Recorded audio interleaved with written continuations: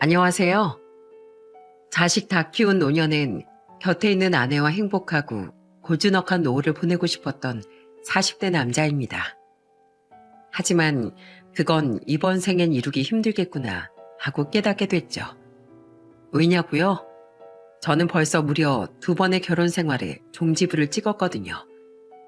슬프기도 했고 황당하기도 했던 제 지난 이야기 시간 내서 들어봐 주시겠어요? 저는 제주도 사람입니다.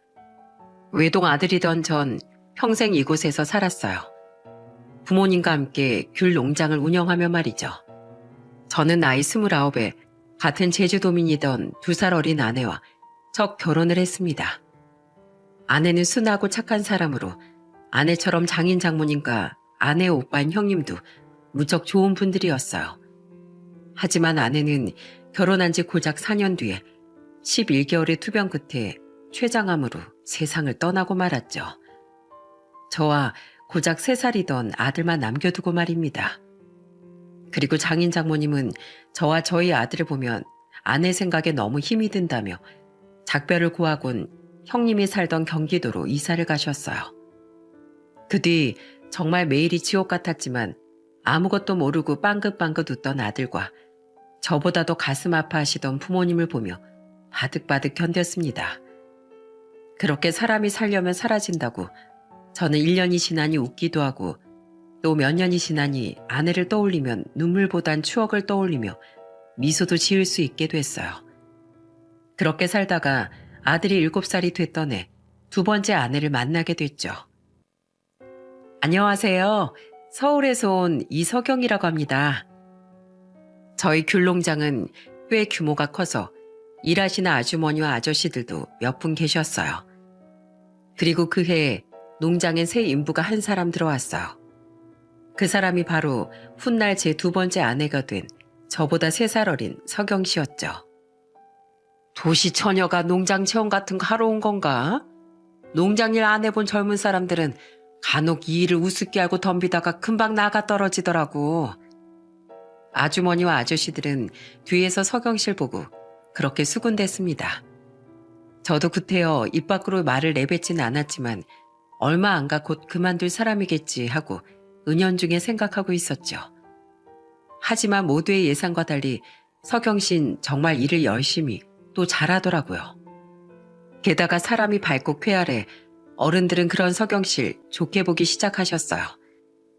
문제는 어른들이 저와 석영 씨를 엮어주기 시작하셨다는 거예요. 둘이 만나 봐. 우리 작은 사장이 아들이 하나 있긴 해도 집에 돈 있겠다. 사람 진중하겠다. 얼마나 좋은 신랑감인데.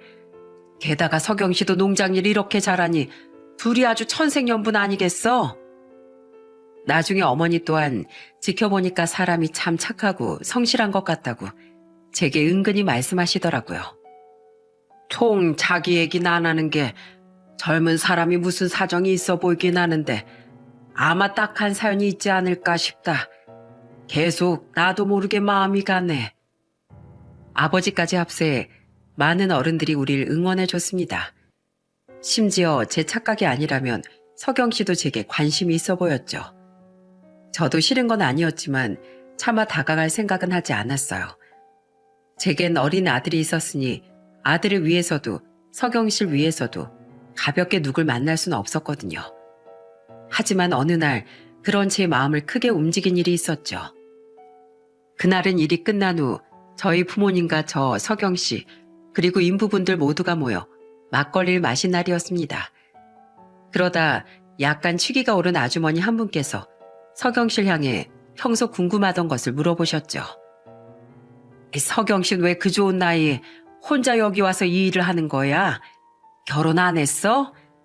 내가 나쁜 뜻이 있는 건 아니고 그냥 생긴 것도 너무 예쁜 처자가 무슨 사연이 있어 보여서 말하기 싫으면 안 해도 돼. 아니에요. 별로 숨길 일도 아닌데요, 뭘. 전 보육원에서 자랐어요. 워낙 어릴 때 버려져서 엄마 아빠라는 사람들이 어떤 사람들인지도 모르고요. 그래서 성인 돼서 보육원에서 나온 뒤엔 대학도 못 가고 일만 했어요. 혼자서 먹고 살아야 하니까요. 그러다 30살에 너무 좋은 남편을 만나서 결혼했는데요. 결혼한 지 1년 만에 남편이 교통사고로 세상을 떠났어요. 그래서 다 잊고 싶어서 떠돌면서 방황하다가 마침내 여기까지 온 거예요. 저런, 에휴, 그랬구나. 그럼 죽은 남편 시부모는 연락 안 하고 살아? 네, 저를 많이 미워하셨거든요. 자신들 막내 아들 잡아먹은 여자라고요. 근데 저도 이해해요. 워낙 자식 사랑이 큰 분들이셨으니 슬픔을 이기려고 원망이라는 감정을 선택하신 거겠죠. 아무튼 그래서 전 여기가 너무 좋아요. 기댈 곳 하나 없는 저에게 이렇게 잘해주시는 어른들이 많으시니까요. 그날부터 전 저와 비슷한 사연에 안타까운 과거까지 가지고 있는 서경 씨에게 자꾸만 더욱 신경이 쓰였습니다. 그렇게 서로 호감이 있었으니 우린 서서히 가까워지다 결국 연애를 시작하게 됐죠. 게다가 서경 씨는 저희 아들에게도 굉장히 잘해주었습니다. 제 인생에 자식은 없을 거라고 생각했는데 이렇게 인연이 된 동주 씨 아들을 보니까 마치 제 자식처럼 느껴져서 너무 예뻐요. 그런데다 심지어 저희 부모님께도 깍듯이 잘하는 모습에 저는 서경 씨와 재혼을 결심하게 되었습니다. 그렇게 서경 씨는 제가 아내를 떠나보낸 지 6년 만에 제 두 번째 아내가 된 거예요. 아버지도 아버지지만 아내를 가장 예뻐했던 사람은 저희 어머니였습니다. 서경아, 이제 나랑 네 시애비가 네 부모라고 생각하고 편하게 의지하거라. 나도 아버지가 어릴 적에 돌아가셔서 어머니랑 두 오라버니랑 넷이 살았어. 그렇다 보니 부모 없는 슬픔을 조금이나마 안다. 그런데 부모들의 형제 자매까지 없던 넌 얼마나 외로웠겠니. 앞으로 엄마가 정말 잘해줄게. 어머니 먹고 사느라 바빠 많이 놀러 다니지도 못했다던 아내를 데리고 제주도 이곳저곳을 많이 놀러 다니셨습니다. 덕분에 아버지와 저 그리고 우리 아들도 이미 놀러 가봤던 다양한 곳들을 많이 돌아다닐 수 있었죠. 서경아, 여기가 정방포포라는 데야. 너 여기 와봤니? 아니요, 처음 와봐요, 어머님. 너무 멋진데요? 그지? 이런 데 오면 남는 게 사진이야. 우리 예쁜 딸 사진 찍어줘야지. 동주야, 여기 서경이랑 나랑 둘이 설 테니까 사진 좀 찍어줘라. 어디 보자. 아니 아들아, 사진 좀 잘 찍어봐. 우리 며느리 인물을 반의 반도 못 담아냈잖아. 어머니는 어딜 가든 아내에게 추억을 만들어주고 싶다며 아내의 모습을 사진으로 남겨주셨습니다. 덕분에 아버지와 제 사진 실력이 일치월장하기도 했죠. 또 어머니는 유독 우도를 무척 좋아하셨는데 그곳에 가면 항상 아내를 뒷자리에 앉히고 자전거를 태워주셨어요. 아내가 자전거를 잘 타지 못했거든요. 우와, 어머님, 바람도 너무 시원하고 경치도 아름다워요. 전 어머니 며느리가 돼서 너무 행복해요. 나도 네가 내 며느리라서 너무 행복하단다. 그 모습을 보며 더 없는 행복을 느꼈습니다. 저는 그런 행복에 젖어들면서도 늘 아들을 걱정하고 신경 썼어요. 9살에 너무 어리지도 그렇다고 많지도 않은 나이에 생긴 새엄마가 아들에게 어떻게 다가왔을까 싶어 저는 늘 아들의 마음 상태에 대해 물었죠. 아들, 새엄마랑 지내는 건 어때? 아빠나 엄마한테 불편하거나 서운한 거 없어? 아빠 늘 우리 연호가 가장 먼저야. 그러니까 그런 거 있으면 아무 눈치 보지 말고 아빠한테 다 말해. 알았지? 그런 거 없어요. 저도 아빠랑 할머니 할아버지처럼 엄마가 생겨서 너무 행복한걸요? 다른 것보다 엄마가 생기니까 아빠가 행복해해서 너무 좋아요. 전 아빠를 세상에서 제일 사랑하니까요. 저런 말을 제게 해줬을 때가 아들의 나이 고작 12살 때쯤이었던 것 같아요. 그 어린 것이 어찌나 속 깊고 기특한지 고마운 마음에 눈물까지 났죠. 가족 모두가 행복한 이 시간이 오래오래 영원했으면 좋겠다고 바랬어요. 하지만 그 행복을 깨부술 불행은 이미 그림자 속에서 또아리를 틀고 우릴 노리고 있더라고요. 아버지, 몸은 좀 괜찮으세요? 어머니는요? 왔니? 자고 일어나니까 좀 나았구나. 네 엄만 가지 말라고 말렸는데도 키워코 농장 망가질까봐 걱정돼서 나가봐야겠다고 아까 전에 나갔다. 아까 언제요? 지금 벌써 해가 다 졌는데요. 그래? 아유, 잠만 자다 보니 내가 시간 가는 줄은 몰랐구나. 네 어머니 나간 지 한참 됐는데 정말 집에 없어? 잊지 못할 그날은 제가 재혼한 지 5년째 되던 해로 비가 많이 오던 날이었습니다. 농장일을 할 날씨가 아니었던지라 인부분들도 저와 아내도 모두 일을 나가지 않았어요. 저는 볼 일이 있어 아내와 아들과 함께 시내에 다녀왔고 아버지 미열이 있어 집에서 약을 먹고 주무시고 계셨죠. 그런데 저녁에 집에 들어와 보니 아버지와 함께 집에 계셔야 할 어머니가 보이질 않더라고요. 그리고 어머니가 귤농장에 나갔다는 아버지의 말을 들은 순간 싸한 기운이 목덜미를 스치더군요. 아무래도 무슨 일이 생긴 것 같아요. 제가 농장에 얼른 다녀와 볼게요. 저는 다급히 농장을 향해 달렸습니다. 그리고 제가 농장 한가운데서 쓰러진 어머니를 발견했을 때 이미 어머니의 숨은 멎은 뒤더군요. 어머니, 정신 좀 차려보세요. 급하게 어머니를 병원으로 옮겼지만 어머니는 더 이상 이 세상뿐이 아니셨습니다. 원인은 급성 심근경색이었어요. 심근경색으로 쓰러진 어머니는 호구 속에서 아무에게도 발견되지 못한 채 우리 곁을 떠나신 거죠. 내가 그때 어떻게든 당신을 나가지 못하게 말렸어야 했어. 그것도 아니면 그깟 미열 같은 거 무시하고 당신을 따라 나섰어야 했어. 내가 따라만 갔어도 당신이 병원 한 번 못 가보고 이렇게 갈 일은 없었을 테니까. 내가 미안하오 여보. 이건 다 내 탓이야. 아버지의 어머니에 대한 애정은 동네 사람 중 모르는 사람이 없을 정도였습니다. 70의 나이에도 늘 어머니의 손을 잡고 산책을 하셨고 유채꽃 필 무렵이면 어머니께 직접 꽃목걸이를 만들어 선물해주는 분이셨으니까요. 그런 분이었으니 어머니의 갑작스런 죽음이 얼마나 충격이셨겠습니까?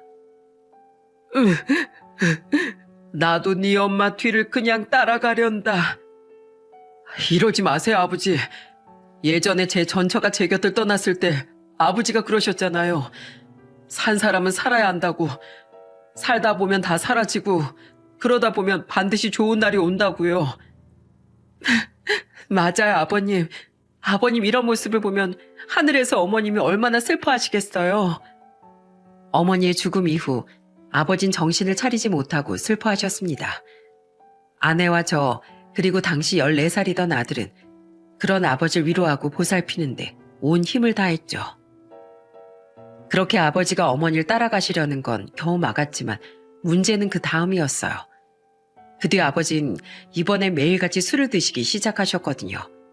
그런데 더 큰 문제는 원래 술을 잘 하지 않던 분이었던지라 술이 몸에서 받지 않았는지 과음을 하면 무조건 필름이 끊기셨다는 거예요. 아버지, 추운데 여기서 그냥 잠들어 계시면 어떡해요. 얼른 일어나세요. 응? 여기 농장 아니냐? 내가 왜 여기서 자고 있어? 이상하다. 까맣게 기억이 안 나. 아버지, 자꾸 이렇게 필름 끊기시는 거 진짜 건강에 안 좋은 거예요. 제발 술 좀 줄이세요. 만취한 아버진 어느 날엔 귤농장 구석에서 또 어느 날엔 집 마당에 주차되어 있던 트럭 뒷좌석에서 잠든 채 발견되기도 했습니다. 본인도 어떻게 거기서 잠들게 된 건지 전혀 기억도 못하셨죠. 사라진 아버지 찾느라 가족들이 매일 낮밤 가리지 않고 고생을 해야 했어요. 게다가 아버진 가끔 실수까지 종종 하시더군요. 이게 뭐야? 왜 마당 화분이 죄다 깨져 있어? 여보, 아버님 저기 마당 시멘트 바닥에서 주무시고 계셔. 아버님 옷에 묻어있는 흙 보니까 저거 아버님이 넘어지면서 다 쓰러뜨리신 것 같은데? 아, 진짜 내가 못 살아. 아버지 일어나 보세요. 어디 안 다치셨어요? 저거 아버지가 저러신 거예요? 모르겠다. 난 기억이 안 나. 도둑이야! 도둑이야! 뭐야, 도둑이요? 그래, 동주야. 저기 도둑이 있어. 이 애끼 이놈, 얼른 썩 나가지 못할까? 뭐야, 아버지. 지금 우리 연호 못 알아보시는 거예요? 저거 연호잖아요. 학원 다녀온 아버지 손주요. 연호야, 미안하다. 할아버지가 또 정신 못 차리시고 너무 많이 취하셨네. 아빠가 할아버지 모시고 들어갈 테니까 너도 얼른 방에 들어가. 아니에요, 아빠. 할아버지도 너무 슬프니까 그래서 저러시는 거잖아요. 전 할아버지 이해해요. 씻고 나와서 할아버지 얼른 잠드시도록 제가 할아버지 발 주물러 드릴게요. 할아버지 제가 해드리는 마사지 좋아하시잖아요. 몸도 못 가누고 넘어지다 집안 화분을 전부 깨질 않나. 머리를 자르고 모자 쓰고 들어온 우리 아들을 취해서 알아보지도 못하고 도둑이라며 역정내시질 않나. 아버지의 주사는 몇 번이나 반복됐습니다. 그 와중에도 착한 우리 아들은 할아버지를 이해한다며 오히려 어린 녀석이 저희 아버지를 품어주려고 들었죠. 저와 함께 그 힘듦을 다 견뎌주던 아내와 그런 아들에게 저는 너무 미안했어요. 저는 끊임없이 아버지에게 화도 내고 울기도 하며 애원했습니다. 아버지, 어머니 뒤따라가겠다는 행동은 안 하기로 약속하셨잖아요. 그런데 지금처럼 견디지도 못할 술 이렇게 계속 드시면 진짜 아버지까지 쓰러지신다니까요. 아버지, 제발 남은 가족들을 생각해서라도 이러지 마세요. 우리 살기로 했잖아요. 내가 살려고 이러는 거다. 술이라도 먹지 않으면 맨정신으론 도저히 네 엄마 없는 세상을 버티기가 힘들어. 미안하다. 아버지를 병원으로 모셔가 봐도 환자가 치료할 의지가 없으니 정신과 상담도 의미가 없었습니다. 아버지의 건강을 위해 강제 입원이라도 시켜야 하는 건가 싶었지만 어머니 사진을 보며 서글프게 우시는 아버지를 보니 마음이 약해져 그러기도 쉽지 않았죠. 그러던 와중 설상가상 아버지는 몸까지 안 좋아지셨어요. 병원에 입원할 정도는 아니었지만 집에서 휴식이 필요한 상황이라 아버지 농장 일을 나오지 못하고 집에만 계셨죠. 고맙게도 아내는 농장과 집을 왔다 갔다 하며 아버지의 식사를 챙겨주고 보살펴줬어요. 그렇게 모든 식구들이 고생하던 와중 어머니가 돌아가신 지 1년이라는 시간이 지났습니다. 아버지는 여전히 정신을 차리지 못하고 늘 술을 가까이 하고 지내셨어요. 아이고, 우리 아버지 오늘은 또 여기서 주무시고 계시네. 죄송해요, 경례 할머니. 아버지, 일어나세요. 여기 저희 집 아니고 경례 할머니 집 대문 앞이네요. 괜찮어. 사람이 너무 고통스러우면 저렇게 얼이 빠지기도 하는 거야. 아버지 잘 모시고 들어가. 저희 집 옆엔 허술한 돌담 하나만 사이에 두고 집이 거의 바로 옆에 붙어있는 옆집이 있었습니다. 서로의 집에서 조그만 소리를 크게 내면 바로 옆에서 듣는 듯 생생하게 들릴 만큼 두 집의 사이는 가까웠죠. 아버진 가끔 그 집 앞이나 마당 안까지 들어가 잠이 들어 있곤 하셨는데 아마 생전 어머니와 자주 놀러 가셨던 기억 때문에 그러시는 것 같더군요. 그 집에 혼자 사시던 오랜 이웃인 김경래 할머니는 그런 아버지를 그저 이해해 주셨습니다. 아무래도 아버지보다 연세가 3살이나 많은 분이어서 그런지 불쾌하기보단 오랜 친구인 아버지와 어머니의 일을 딱하게 여기시는 것 같았죠. 그렇게 이웃에게까지 폐를 끼치는 아버지 때문에 계속 노심초사하던 와중 정과는 비교도 되지 않을 커다란 사건이 발생하고 말았어요. 당시 아내는 낮에만 잠깐 농장에 나왔다 아버지를 돌보러 항상 집에 머물렀어요. 그리고 그날은 고생하는 아내를 위해 제가 저녁을 차려볼까 싶어 평소보다 30분 정도 일찍 집으로 향한 날이었죠. 여보, 마침 잘 왔어. 그런데 제가 집 대문을 열자마자 아버지와 마당에 서 있던 아내가 울며 불며 제게 달려오지 않겠어요? 무슨 일인가 싶어서 봤는데 아내의 얼굴엔 상처도 많이 나고 옷도 지저분하더라고요. 심지어 아내의 신발은 마당 시멘트 바닥에 뒹굴고 있었죠. 그리고 머리까지 산발을 한 아내의 입에선 믿지 못할 충격적인 말이 흘러나왔습니다. 여보, 아버님이 술이 취해서 나한테 손 찍어 마셨어. 막 내 뺨을 때리고 꼬집고 내가 하지 말라고 하니까 저 마루에서 날 마당 바닥으로 밀어버리기까지 하셨다고. 나 너무 무서워서 방금 경찰에 신고했어. 뭐? 우리 아버지가? 아버지, 이게 어떻게 된 일이에요? 난 아니다. 난 오늘 술도 별로 안 먹었고 그래서 별로 취하지도 않았어. 내 정신은 멀쩡하다. 난 어머한테 손끝 하나 안 됐어. 거짓말하지 마세요. 연호도 학교 끝나고 곧장 학원 가서 이 집엔 아버님이랑 저랑 단둘뿐이었는데 아버님이 아니면 누가 절 이렇게 만들었단 말이에요. 여보, 아버님 원래 술 취하면 정신 못 차리시잖아. 내 말 믿지? 내가 오죽 무서웠으면 경찰에 신고까지 했겠냐고. 논란 전 아버지 아내를 번갈아 보며 어쩔 줄을 몰라 했습니다. 아내는 아버지가 곁에 다가만 가도 경기를 일으키면서 질겁을 했고 아버지는 억울하다며 주먹으로 가슴을 쾅쾅 치셨어요. 저는 우선 아내를 붙잡고 진정시키려 했죠. 여보, 우선 진정해. 차근차근 설명 좀 해봐. 우리 아버지가 술 취하면 가끔 사람을 못 알아보거나 넘어지면서 화부 느꼈어도 고의로 누굴 해야 할 분은 아니잖아. 술에 취해서 매일 기억도 못하는 사람이 필름 끊기기 전에 무슨 짓을 했을지 어떻게 알아? 나 그동안 사실 당신이 속상해할까봐 말 못했는데 아버님 그전에도 술 취하고 기절하기 전에 자꾸 나한테 손 찍어 마시고 욕도 하셨어. 그래도 집안의 평화를 위해서 참았는데 오늘 일이 너무 심하잖아. 나 더는 못 참아.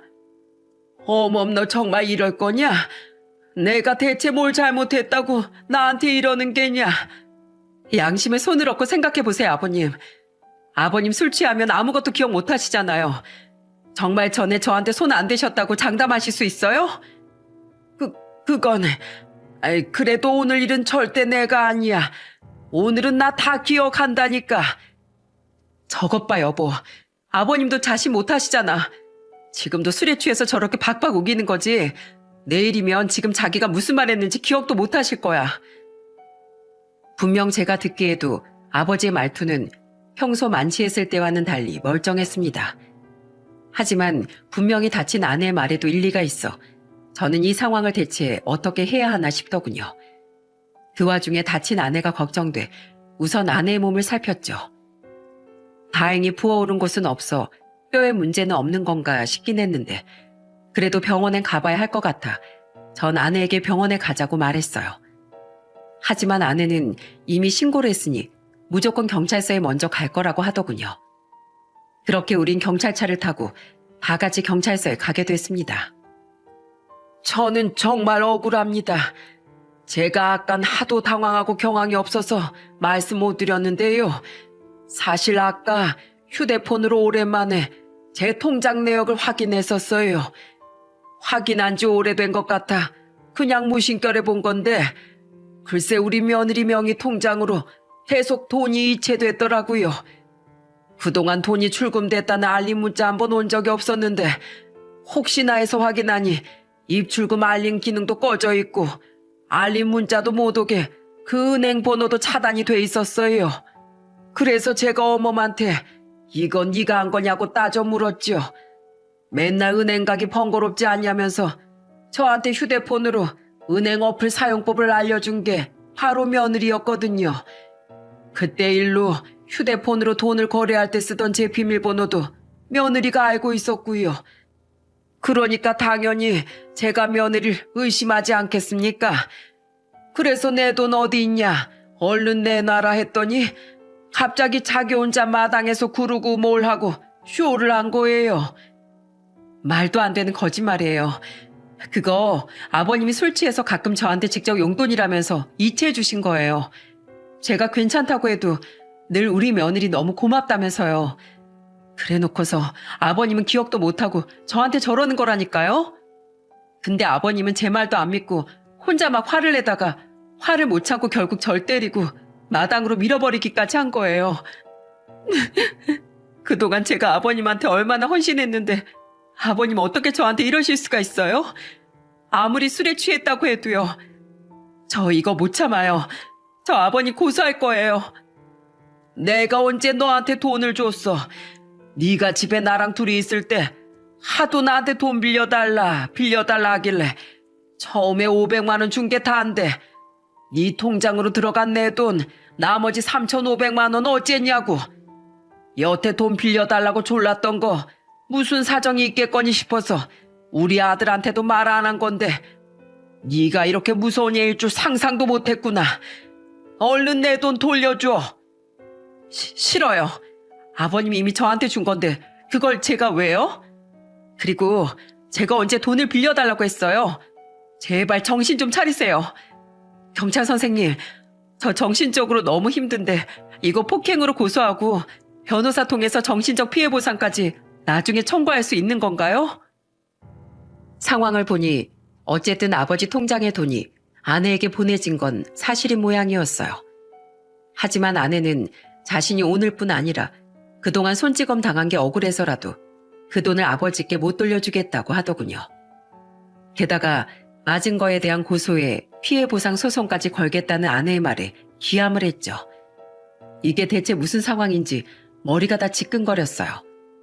아내의 편을 들자니 아버지의 말이 너무 구체적이었고 또 아버지의 편을 들자니 아버지가 아내에게 손찌검을 하지 않았다는 증거가 없었습니다.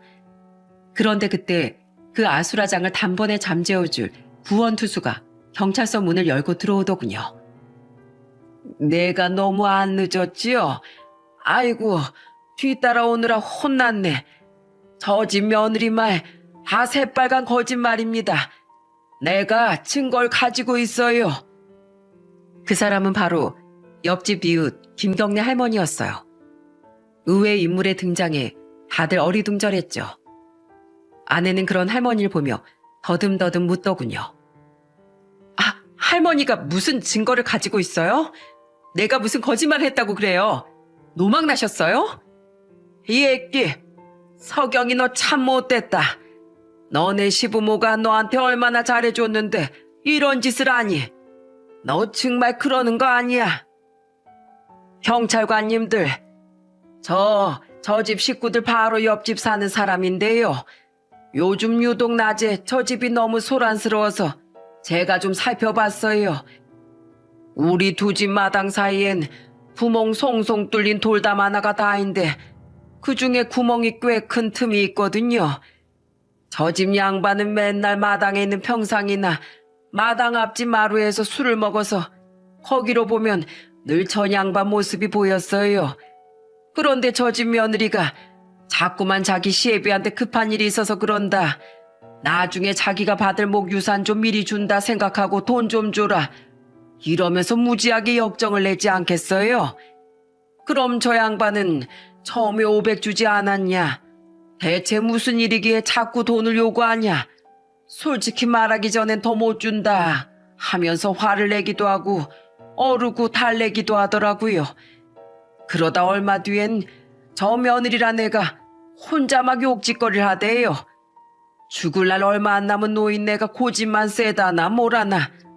그러면서 마당이나 마루에 뻗은 자기 시애비 주머니를 뒤져서 휴대폰을 꺼내는데 뭐 하는 건가 싶어서 내가 동영상으로 몇 번 찍어놨어요.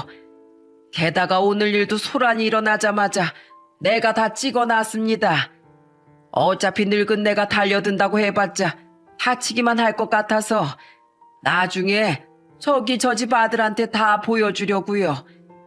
이 동영상들이 바로 저 며느리가 거짓말쟁이라는 증거입니다.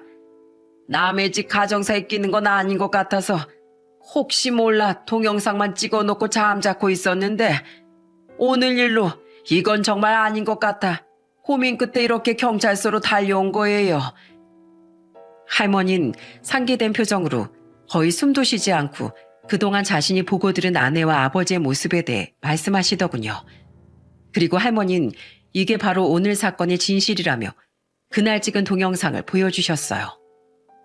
그 안엔 마루 위에 대치하고 서서 말다툼을 벌이고 있는 두 사람의 모습이 적나라하게 찍혀 있었죠. 시작은 화가 난 아버지의 고함부터였어요. 네가 나 몰래 내 통장에서 네 명의의 통장으로 돈 빼돌린 거 맞잖아. 저 아니라니까요. 왜 생사람 잡으세요? 거짓말하지 마라. 네가 평소에 나한테 계속 돈 빌려달라고 했냐 안 했냐. 그런데 내가 안 빌려주니까 나 술 취했을 때 내 휴대폰 가져가서 이렇게 몰래 돈 빼돌린 거 아니야? 1,000만 원, 1,500만 원, 또 1,000만 원 이렇게. 내가 전에 너한테 딱 한 번 줬던 500만 원까지 합하면 도합 4천만 원이야. 나한테 휴대폰으로 은행 어플 쓸 수 있는 방법 가르쳐 준 게 너잖아. 내 비밀번호를 알고 있는 사람도 너밖에 없단 말이다. 게다가 돈이 이체된 통장이 네 명의 통장인데 너 아니면 누가 그런 짓을 했단 말이야. 네가 입출금 알림 문자도 다 차단시켜버린 거지? 당장 돈 돌려주지 못해? 안 그러면 내가 집안 평화를 위해서 네가 계속 돈 요구한 거에 대해 입 다문 거 그만둘 거야. 전부 우리 아들한테 말해버릴 거라고. 아버지의 말은 전부 거짓말이라고 우기던 경찰서에서의 모습과 달리 저에게 모두 말해버리겠다던 아버지의 말에 아내는 굉장히 당황해하더군요. 그리고 그 뒤에 이어진 기괴한 장면에 저와 경찰들 모두 기함을 했어요. 어머마, 너 뭐하냐? 아내는 스스로의 머리를 쥐어뜯고 자기 손으로 마구 자기 뺨을 내려쳤어요. 게다가 자신의 온 몸을 꼬집기까지 하더니 주위를 두리번대다 스스로 마당 시멘트 바닥으로 뛰어내리더군요. 그리곤 마구 바닥을 나뒹굴며 자신의 몸에 상처를 냈죠. 아버지의 말씀이 맞았던 거예요. 그동안 자신이 돈을 빼돌렸다는 걸 들킨 아내는 스스로 생쇼를 해서 아버지에게 누명을 씌우려고 한 겁니다. 그리고 비틀거리며 몸을 일으킨 아내는 효독스러운 목소리로 저희 아버지에게 이러더라고요. 그래요. 그 돈 제가 빼돌렸어요. 알림 차단도 제가 해놨고요.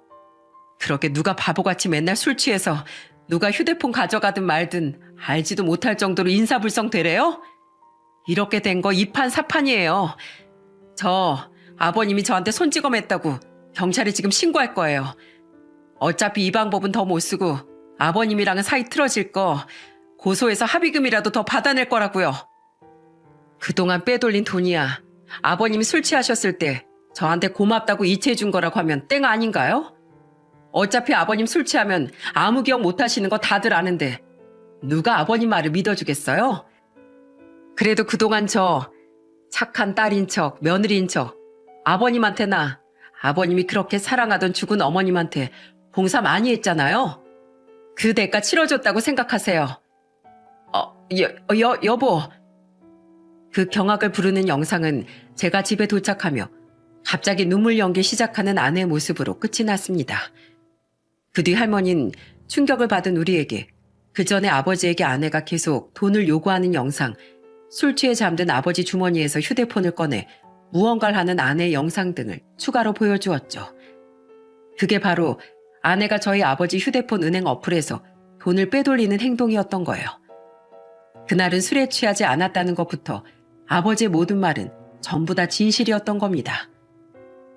어머니 이런 일을 벌일 정도로 무서운 애일 줄 알았다면 내 진즉 어머니 계속 돈을 요구했다는 이야기를 동주 너한테 했을 거다. 난 그래도 평소에 가족에게 잘하던 애였으니 무슨 말 못할 사정이 있는 건가 싶어 모두를 위해 얘기하지 않았던 거야. 그런데 나 몰래 내 돈을 저렇게 빼돌리고 있을 줄은, 또 그걸 걸리자 자적끝까지 해서 날 이렇게 몰아붙일 줄은 상상도 못했다. 정말 사람이 너무 무섭구나. 그제 안심한 아버진 고개를 떨구고 눈물을 흘리셨습니다. 그리고 그 옆에 있던 아내는 손톱을 물어뜯으며 덜덜 떨고 있었죠. 저는 그런 아내에게 분노를 참지 못하고 추궁했어요. 당신 뭐야? 그동안 우리 아버지 돈 훔쳐가서 다 어디다 썼어? 안 썼어. 다 가지고 있어. 그래? 그럼 보여줘봐 어디. 난 이제 당신이 콩으로 매줄 쓴다고 해도 못 믿겠으니까. 역시 뭔가 찔리는 게 있었는지 아내는 제게 통장 내역을 보여주지 않으려고 하더군요. 하지만 아내의 은행 어플 비밀번호를 알고 있던 전 아내의 휴대폰을 뺏어서 거래 내역을 확인했습니다. 아내 휴대폰엔 정말로 아버지 이름으로 4번에 걸쳐 4천만 원이 입금됐더군요. 그런데 그 돈은 입금되자마자 고스란히 박동건이라는 남자에게 이체됐더라고요. 저는 박동건이 누구냐고 물었습니다. 그러자 아내는 거의 얼굴이 사색이 된 채 사실 자신이 예전에 사채를 쓴 적이 있다고 말했어요. 그 사람 사채업자야. 예전에 한참 그냥 떠돌아다닐 때 돈이 없어서 불법 고리대금 사채를 쓴 적이 있거든.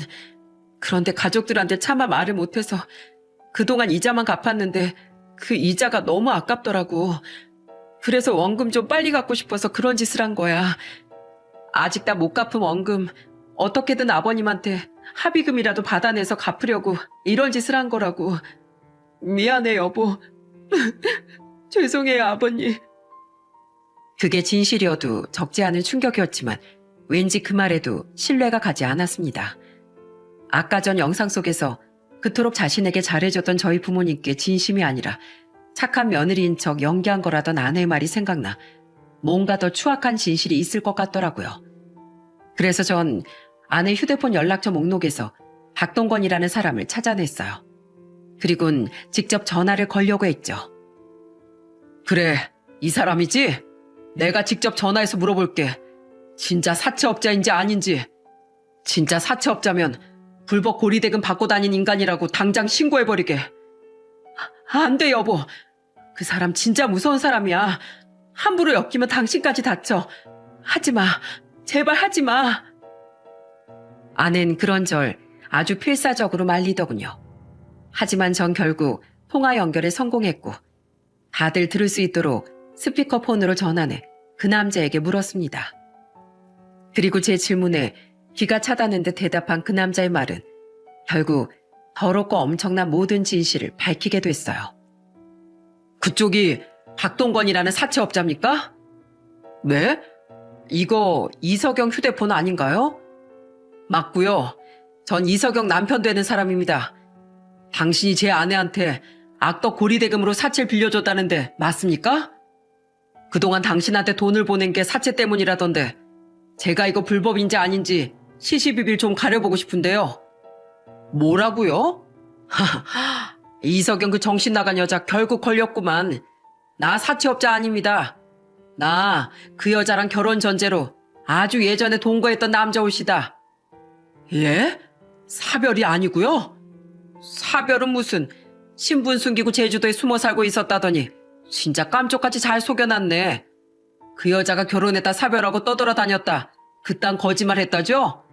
그 여자 술집 여자요. 난 그 술집 관리하고 여자들 관리했던 사장인데 그 여자랑 한 8년 전까지 동거하는 연인 사이였어요. 근데 그 여자가 마이킹이라는 선불로 당겨 쓰는 빚을, 그러니까 내 피 같은 돈을 5천이나 갚지도 않고 그냥 도망간 거예요. 어쩐지 무리하게 당겨 쓰더라니. 결혼할 사이여도 공과 사는 철저히 구분했던 나한테 돈 갚을 자신이 없었던 거죠. 8년 전이면 아내가 저희 농장에 처음 나타났던 바로 그 시기더군요. 아내는 사별 후 떠돌아다니다 제주도로 온 것이 아니라 그놈에게서 도망치려고 일부러 제주도에 숨어들었던 거예요. 그 엄청난 진실을 듣는데 계속해서 팔에 소름이 돋았습니다. 내가 걔 찾아내려고 거의 얼마나 개고생했는지 아슈?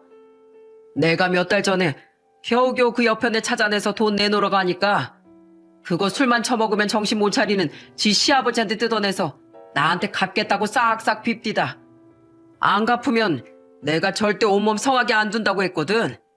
그러니까 한 번씩 잘 갚더라고요. 근데 그 짓거리 결국 걸려버렸나 보네. 아무튼 나 사채업자도 아니고 아무런 죄 없는 사람이니까 법 관련해서 나랑 뭐 엮지 마시오. 내가 뒷세계 생활하는 사람이라 경찰은 좀 곤란하거든. 아, 그 여자한테 이 말도 전해주시오. 돈 나올 구멍 막혔다고 도망가면 그땐 살아서 이 세상 하늘 못 볼 줄 알라고. 우린 지금도 앞으로도 서로는 볼 일 없는 겁니다, 사장님. 그 남자의 전화가 끊겼지만 다들 경악한 나머지 잠시 아무런 말도 하지 못하더군요. 그 침묵을 깬 건 아내의 신원 조회를 하던 경찰의 말이었어요.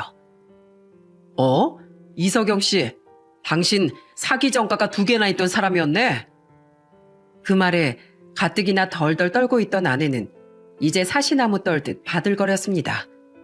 그리고 아내는 기함에서 분노를 퍼붓던 제게 무릎을 꿇고 싹싹 빌기 시작하더군요. 당신 대체 진실이라는 게 있긴 한 거야? 정과 이범의 술집 여자? 깡패랑 동거하다가 돈 떼어먹고 도망친 것도 모자라 우리 아버지 돈으로 그걸 갚고 있었다고? 우리 가족이, 우리 부모님이 당신한테 어떻게 했는데 네가 사람이야? 미안해, 여보. 그래도 내가 당신 사랑한 건 진짜야. 과거는 숨겼어도 마음은 진심일 수 있는 거잖아. 내가 보육원 나오고 갈 곳이 없어서 술집에 발을 들여놨는데 어쩌다 보니 그 일을 계속하게 되고 술집 관리하던 깡패인 그 사람 만나 동거도 하게 됐어. 근데 이렇게라도 과거를 씻고 당신하고 가족들하고 잘 살아보고 싶어서 그랬어. 웃기지 마. 당신이 진짜 제대로 된 사람이었으면 차라리 우리한테 모든 사실을 털어놓고 용서를 구했어야 했어. 차라리 도움을 요청했어야 했다고. 그런 주제에 감히 우리 아버지를 범죄자로까지 몰려고 해? 어머니 잃은 슬픔에 이렇게 된 아버지를 이용해? 난 당신 절대 용서 못해. 우리 집에 발 들여놓을 생각 추워도 하지 마. 너 내가 변호사 선임해서 정식으로 무고죄로 고소할 거야. 저는 싹싹 비는 그 여자를 두고 충격에 어리 빠진 아버지와 옆집 할머니를 모신 뒤 경찰서를 나와 집으로 돌아왔습니다. 할머니는 도움이 필요하면 언제든 말하라고 말씀하시고 집으로 돌아가셨죠. 집에 가니 아들이 집에 돌아와 있었는데 어디를 다녀왔냐는 아들의 물음에 저는 고민 끝에 최대한 흥분을 가라앉히고 담백하게 진실을 알려줬어요. 그리고는 놀라서 눈이 커다래진 아들에게 사과했죠. 미안하다, 연호야. 이 아빠가 너무 어리석고 부족한 사람이라 생긴 일이야. 아니에요, 아빠. 작정하고 속이려 드는 사람을 무슨 수로 알아챘겠어요. 많이 놀라셨죠? 전 괜찮아요. 전에도 말씀드렸잖아요. 저한텐 아빠가 제일 소중하니까 아빠가 괜찮은 게 제일 먼저라고요.